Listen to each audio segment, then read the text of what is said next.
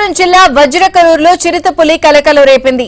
జొరట్ల రాంపురం రామలింగేశ్వర స్వామి ఆలయం వద్ద ఓ కొండపై సంచరిస్తున్నట్లు గ్రామస్తులు గుర్తించారు.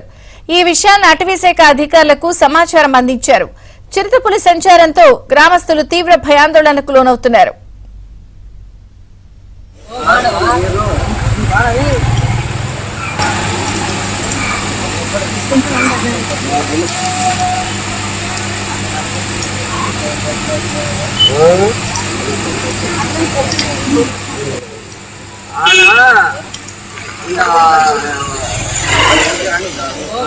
గ్రామస్తులు గుర్తించారు.